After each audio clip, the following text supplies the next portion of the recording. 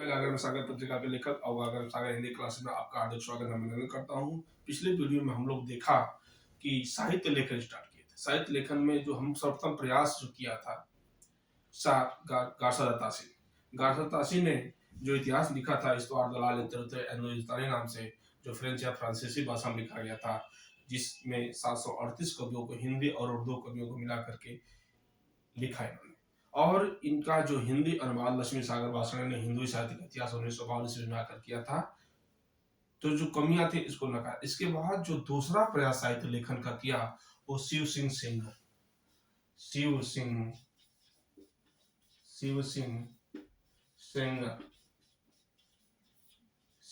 सेंगर ने लिखा, जो इतिहास का नाम था शिव सिंह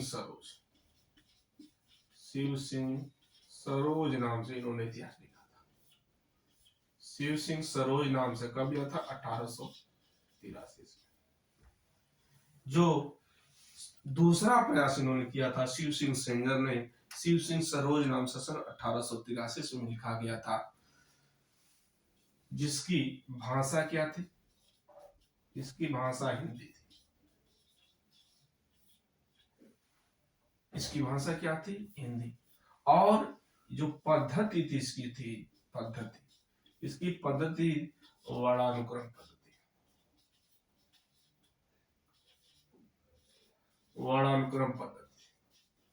मतलब वर्णानुक्रम पद्धति से लिखा गया था इतिहास।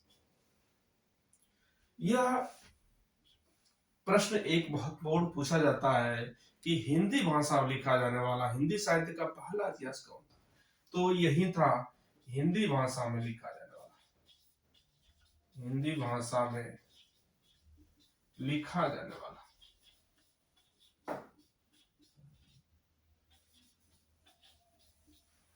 हिंदी भाषा में लिखा जाने वाला हिंदी साहित्य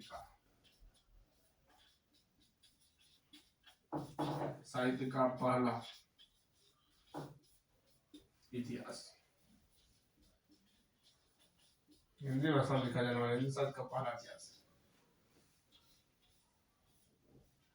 ठीक है, यह रहा हिंदी भाषा। आपने देखा कि शिव सिंह सरोज नाम से इन्होंने लिखा था। शिव सिंह सेंगर दूसरा प्रयास किया। भाषा क्या थी? हिंदी। यह पद्धति इसकी वर्णानुक्रम पद्धति और हिंदी भाषा में लिखा जाने वाला हिंदी साहित्य का पहला इतिहास था। इसमें लगभग 838 कवियों को रखा गया था। बाद में इसकी संख्या बढ़ा करके 1003 कर दी गई।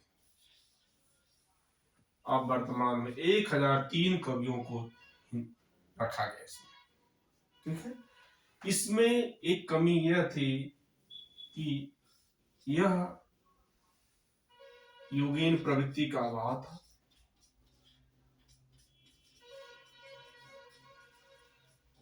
सेम वही कंडीशन जो गारसा तासी की थी, युगीन प्रवृत्ति का अभाव था। ठीक है, तो इस तरीके से यह इन्होंने जो प्रयास किया उसमें कुछ कमियां होने के कारण फिर अगला प्रयास किया गया। जो अगला प्रयास, तीसरा प्रयास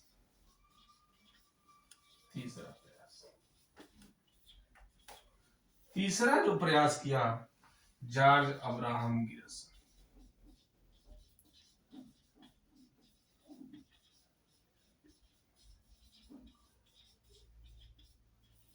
जॉर्ज अब्राहम ग्रियर्सन, इन्होंने जो इतिहास लिखा था the modern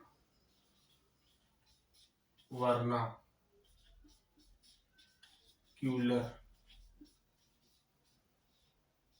literature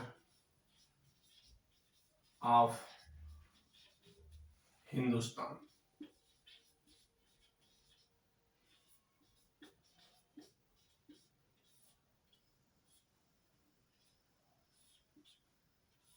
vernacular literature of Hindustan नाम से सन 1888 88। लेकिन ये स्वतंत्र पुस्तक के रूप में सन 1889 में आई, इसलिए इसका सन 1889 माना जाता है, 9 की 88। The modern vernacular literature of Hindustan नाम से जो इन्होंने इतिहास लिखा था, इसकी भाषा क्या थी? भाषा अंग्रेजी थी, अंग्रेजी भाषा में लिखा गया, अंग्रेजी भाषा में। यह जो साहित्य इन्होंने लिखा था जॉर्ज अब्राहम ग्रेसन साहब ने, यह the modern vernacular literature of Hindustan सन 1888 में तो आई, लेकिन यह लिखी गई थी एशियाटिक एशियाटिक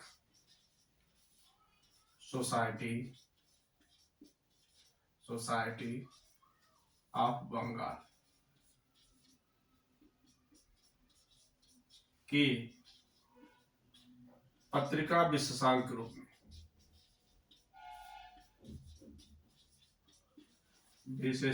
रूप में, यह पत्रिका विशेषांक के रूप में यह पुस्तक सन 1888 ईस्वी में आई थी, लेकिन इसका स्वतंत्र पुस्तक के रूप में सन 1889 ईस्वी में इसका प्रकाशन किया गया। यह अंग्रेजी भाषा में लिखी गई थी, ठीक है। इसमें कवियों की जो संख्या थी, कवियों की संख्या 952 कवि थे, 952 कवि। लेकिन इसकी खास विशेषता थी, इसमें केवल हिंदी के कवियों को रखा गया था।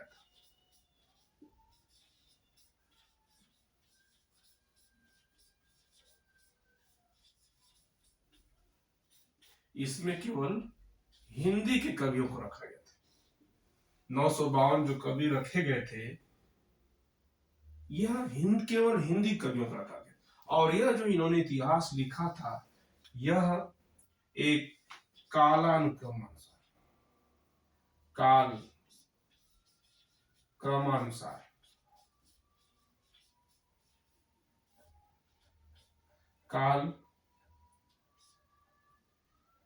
क्रमानुसार इन्होंने इतिहास लिखा था। मतलब जो समय के अनुसार, जो भी कवि जिस समय में उत्पन्न हुए थे, उस समय अनुसार इन कवियों को रखा गया था। तो इन्होंने जो इतिहास लिखा था, the modern vernacular literature of Hindustan, Asia जो लिखा इन्होंने था, एशियाटिक सोसाइटी ऑफ बंगाल के पत्रिका विशेषांक के रूप में सन 1888 में आई थी, लेकिन यह स्वतंत्र रूप में पुस्तक के रूप में सन 1889 में छपती है।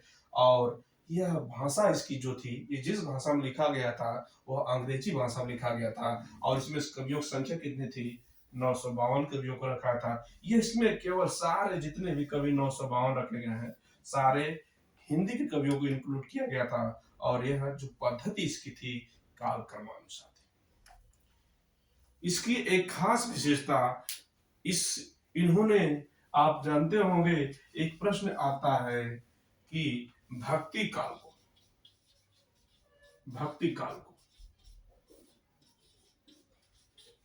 स्वर्ण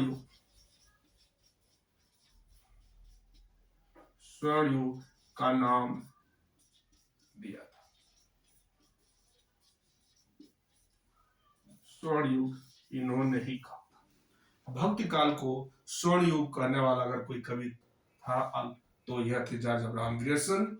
इन्होंने ही, जो आप पृथ्वीराज रासो का नाम जानते होंगे, उनकी रचनाओं को, जिसका नाम था चंद्रवरदाई, जिसके लेखक थे, उन्होंने उनको छपियों का राजा भी कहने वाले शिव सिंह सरोन में ये नहीं थे, इसके पहले जो हम बताए थे। तो भक्ति काल को स्वर्ण युग किसने कहा था? George Abraham Grayson. तो इस इतिहास की एक खास विशेषता है। और इस इतिहास की सबसे बड़ी विशेषता यह रही कि यह जो इतिहास इन्होंने लिखा था, इसमें काल विभाजन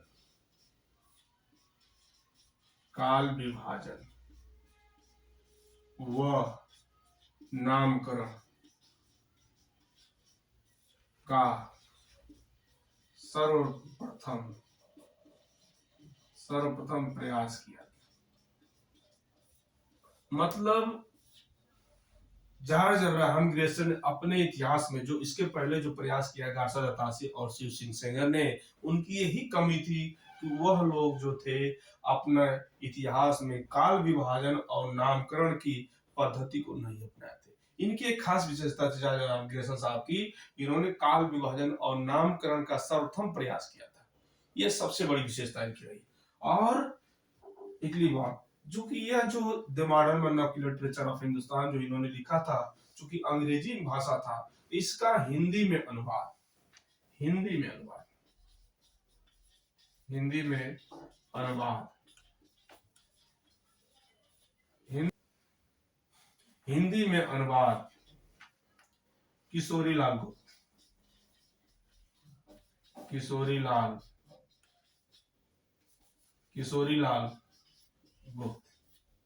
किशोरीलाल गुप्त ने इसका हिंदी में अनुवाद आकर किया।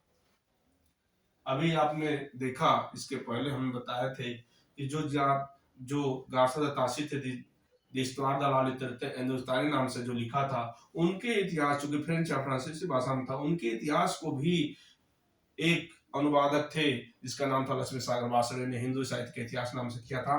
ठीक वैसे ही the modern vernacular literature of 1889 ईस्वी में इतिहास लिखा गया था, उसका हिंदी में अनुवाद किशोरीलाल गुप्त ने किया था।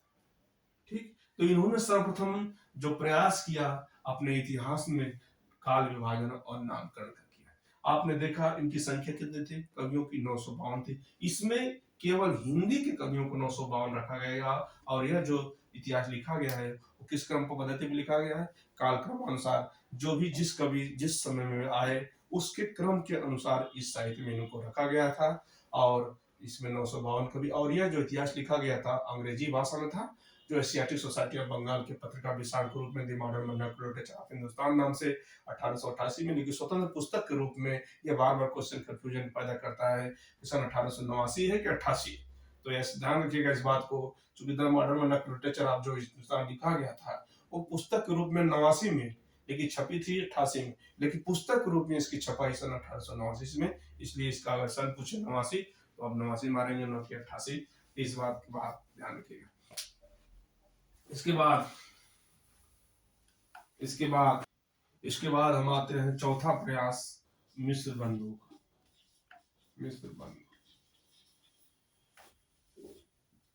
चौथा इन्होंने प्रयास मिस्र बंधुओं का था। मिस्र बंधुओं में 3 भाई थे, श्याम बिहारी मिस्र,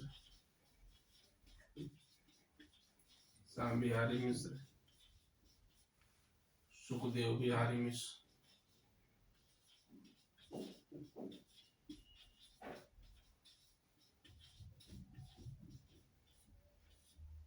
श्याम बिहारी मिश्र, सुखदेव बिहारी मिश्र, गणेश बिहारी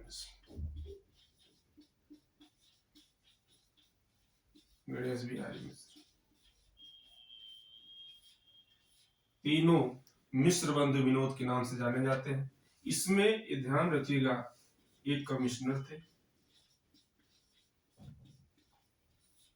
ये पेशे से वकील थे, और ये भी कमिश्नर थे।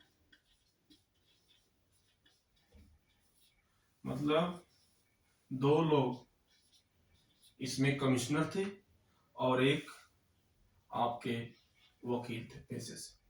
श्याम बिहारी, सुखदेव बिहारी, गणेश बिहारी, ये 3 मिस्र बंधु के नाम से जाने जाते हैं। और मिस्र बंधु विनोद नाम से इन्होंने इतिहास लिखा था, मिस्र बंधु विनोद नाम से।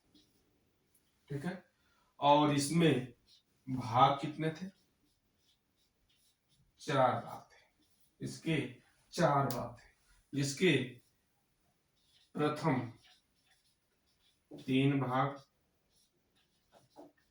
का प्रकाशन 1913 ईस्वी में हुआ था, और चौथे भाग का प्रकाशन 1934 ईस्वी में हुआ था। इस बात को ध्यान रखिएगा। जो प्रथम 3 भाग था उसका प्रकाशन 1913 ईस्वी में था और चौथे भाग का प्रकाशन सन 1914। इसमें 4 भाग थे। मिश्र बंधु विनोद नाम से जो इन्होंने इतिहास लिखा था, यह 1913 और 1934 में 4 भागों में बटा था। ठीक है। अब प्रश्न यह महत्वपूर्ण है कि इसमें कवियों की संख्या कितनी थी। कवियों की संख्या, तो कवियों की संख्या थी 4591। 4591 कवियों, लगभग माना जाता है लगभग 5000 कवियों। ठीक, 5000 कवियों को लगभग कहा जाता है कि 5000 कवियों को इन्होंने स्थान दिया। अपने साहित्य में इन्होंने, मिश्र बंधुओं ने लगभग 5000 कवियों को इन्होंने स्थान दिया। लगभग 4591 संख्या थी, लेकिन लगभग 5000 कवियों को। ठीक, इन्होंने इसकी जो मिश्र बंधुओं ने जो इसकी पद्धति दी, इस इतिहास का नाम जो पद्धति, इस पद्धति में तो ये भी कालक्रमानुसार इन्होंने भी लिखा था। कौन? मिश्र बंधुओं ने। किस नाम से लिखा था? मिश्र बंधु विनोद नाम से। 4 भाग थे इसके, और ये इसकी पद्धति जो थी कालक्रमानुसार थी। संख्या कितनी? 4591 थी। और इसमें 3, ये ही महत्वपूर्ण है, जो टीजीटी, पीजीटी व अन्य प्रतियोगी परीक्षाओं में यहाँ से एक प्रश्न जरूर पूछा जाता है कि मिश्र बंधुओं में नहीं है। बार बार देता है, मिश्र बंधुओं में नहीं है। इस बात को ध्यान रखिएगा, ये क्वेश्चन बार बार आता है। मिश्र बंधु में श्याम बिहारी, सुखदेव बिहारी, गणेश बिहारी, और एक ऑप्शन और दे देगा, कृष्ण बिहारी। तो आप ध्यान रखेंगे, श्याम बिहारी, सुखदेव बिहारी, गणेश बिहारी, एक कृष्ण बिहारी इसी में जोड़ देगा। मिश्र बंधु, प्रश्न को ध्यान रखें, मिश्र बंधुओं में नहीं है। ये क्वेश्चन बार बार आपसे पूछता है, हर कंपटीशन में कहीं ना कहीं ये जरूर पूछता है कि मिश्र बंधुओं में नहीं। तो श्याम बिहारी, सुखदेव बिहारी, गणेश बिहारी 3 ही बंधु आते हैं, और इन्होंने मिश्र बंधु विनोद नाम से लिखा था। इसमें 4591 कवियों को रखा, लगभग 5000 कवियों को माना जाता है। इतने बड़े कवियों को रखना, अन्य कोई कवि इतना बड़े संख्या में नहीं रखा। और ये जान लीजिए, शुक्ल जी ने, जो हिंदी के वरिष्ठ आलोचक थे, शुक्ल जी, इन्होंने इस मिश्र बंधु को सबसे बड़ा कवि वृत्त संग्रह का, सबसे बड़ा कवियों का वृत्त संग्रह कर दिया। इससे बड़ा, इतने कवियों को अब तक कोई इतिहास नहीं लिखा गया जितना संख्या में लिखा गया, जितनी संख्या कवियों को रखा गया। इस तरीके से आपने देखा कि मिश्र बंधुओं ने, इन्होंने लिखा जो इतिहास। इसके बाद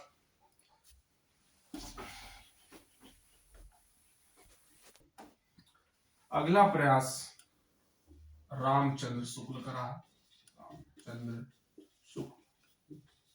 रामचंद्र शुक्ल, इन्होंने जो इतिहास लिखा, हिंदी शब्द सागर की भूमिका के रूप में,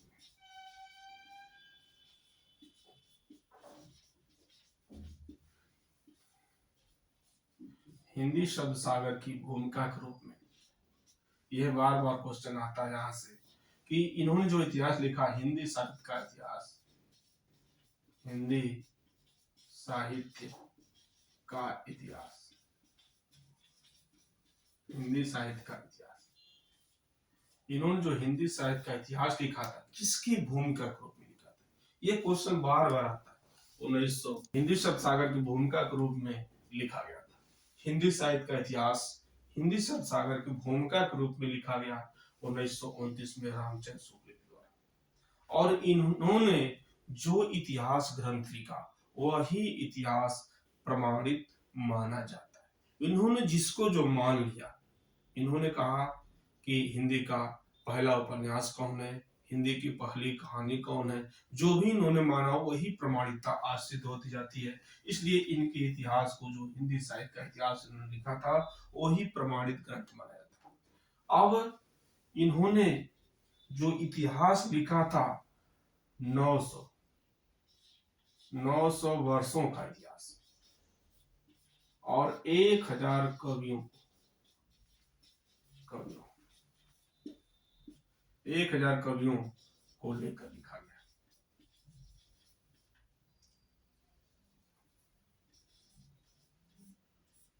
मतलब 900, इन्होंने जो इतिहास लिखा था कितने वर्षों को लिया है, 900 वर्षों को। कितने कवियों को लिया है, 1000 कवियों को लेकर के इन्होंने इतिहास लिखा। 900 वर्षों का इतिहास 1000 कवियों को लेकर के इन्होंने लिखा। इन्होंने जो, क्या नाम है, मिश्र बंधु की जो 5000 कवियों थे, उसमें से इन्होंने 1000 कवियों को उठाया, और उठा करके इन्होंने 1000 कवियों को लेकर 900 वर्षों का इतिहास अपने ग्रंथ, जिसका नाम है हिंदी साहित्य का इतिहास, इसमें इन्होंने लिखा। और इसकी भाषा क्या थी, भाषा जो हिंदी थी, हिंदी भाषा में लिखा गया। ठीक है। और इसकी जो पद्धति थी, ये बड़ी महत्वपूर्ण है पद्धति, जिसकी इस इतिहास की पद्धति जो थी, विधेयवादी थी। विधेयवादी पद्धति में साहित्य में प्रयोग करने वाले अगर कोई आलोचक थे, तो आचार्य रामचंद्र शुक्ल जो विधेयवादी पद्धति का इन्होंने प्रयोग किया था। तो यह जो इतिहास इन्होंने लिखा था, हिंदी शब्द सागर की भूमिका के रूप में, इस बात को ध्यान रखिएगा, यही क्वेश्चन बार बार आता है कि हिंदी शब्द सागर की भूमिका के रूप में किसका इतिहास लिखा गया था। तो हिंदी साहित्य का इतिहास किसका लिखा, रामचंद्र शुक्ल का लिखा गया था। और इन्होंने कितने वर्षों का इतिहास लिखा है, 900 वर्षों का इतिहास। कितने कवियों को लेकर लिखा है, तो 1000 कवियों को लिखा है। इसकी पद्धति क्या थी, विधेयवाद थी।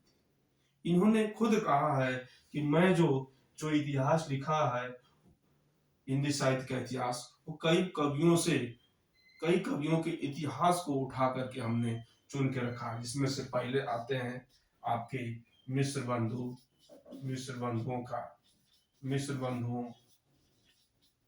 से लिया इन्होंने, मिश्र बंधु विनोद से, मिश्र बंधु विनोद के इतिहास से। दूसरा है श्याम सुंदर दास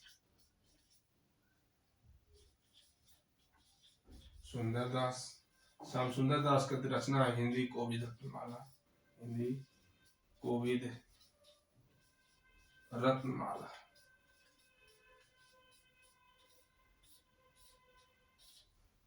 अगला 3 नंबर पे आते हैं कब, राम नरेश त्रिपाठी।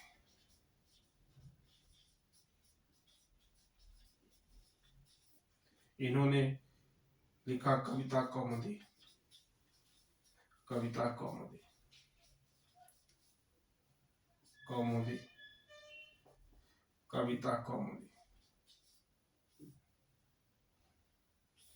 और अगला 4था नंबर पे वियोगी हरि।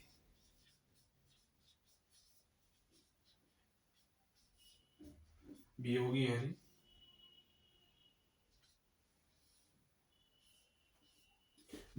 के इतिहास का नाम है ब्रज माधुरी सार।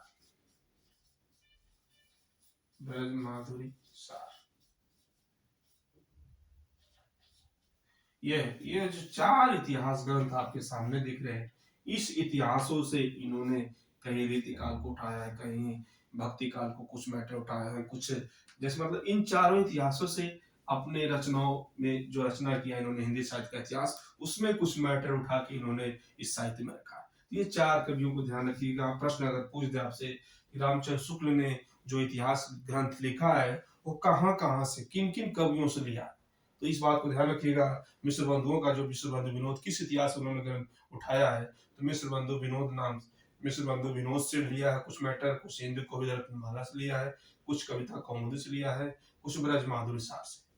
तो ये इन्होंने जो लिखा, और इनकी जो परिभाषा इन्होंने दिया, जो प्रमाणित मान जाती है, प्रत्येक देश का साहित्य, प्रत्येक देश का साहित्य वहां की जनता की चित्त वृत्ति का संचित प्रतिबिंब होता है। संचित प्रतिबिंब होता है। ये क्वेश्चन, यह परिभाषा हर जगह कहीं न कहीं साहित्य की परिभाषा के रूप में पूछी जाती है कि यह परिभाषा किस कवि ने दिया। साहित्य की परिभाषा है कि प्रत्येक देश का साहित्य वहां की जनता की चित्तवृत्ति का संचित प्रतिबिंब होता है। यह प्रश्न जरूर कहीं न कहीं हर बार कहीं न कहीं टीजीटी में, पीजीटी में, नेट में जो भी प्रतियोगी परीक्षा होती है वो कहीं न कहीं इस से क्वेश्चन जरूर यह परिभाषा पूछ देता है कि किस कवि की यह परिभाषा इंक्लूड है। ठीक है, तो इन्होंने जो काल विभाजन किया, काल विभाजन,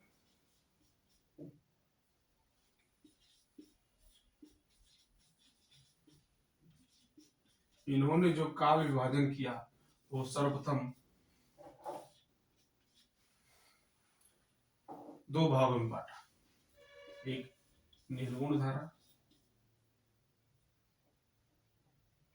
जिसको आप ज्ञानाशय शाखा, निर्गुण धारा,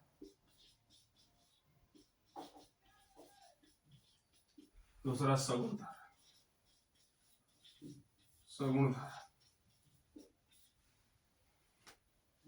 निर्गुण धारा, दूसरा सगुण। निर्गुण धारा में दो धाराएं चलती है, एक ज्ञानाशय शाखा,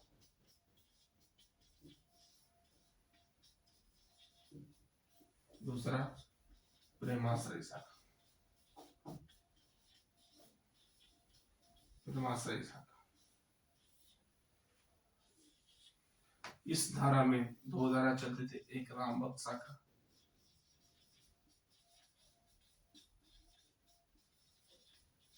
दूसरा कृष्ण भक्त शाखा।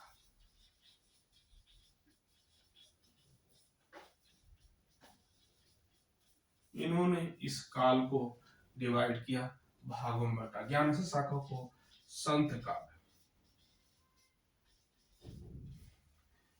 नाम दिया, राम कुमार वर्मा। इस बात को ध्यान रखिएगा, ये बहुत महत्वपूर्ण प्रश्न है कि संत काव्य कौन दिया, और प्रेमाश्रय शाखा को सूफी काव्य।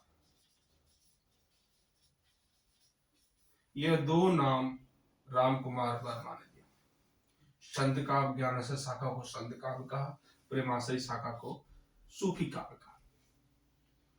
ठीक है, तो इन्होंने जो काल विभाजन किया, दो धारा में जो काल को, पूरे काल को बांटा, निर्गुण धारा और सगुण धारा। निर्गुण धारा में इन्होंने दो धारा बताया, निर्गुण धारा में दो धारा बताया, ज्ञानाशय शाखा, प्रेमाश्रय शाखा, जिसको हम सूफी काव्य कहते हैं, इसको हम संत काव्य कहते हैं। राम भक्त शाखा, कृष्ण भक्त शाखा, इस काल को इन्होंने बांट करके जो बांटा। ठीक है, इसके बाद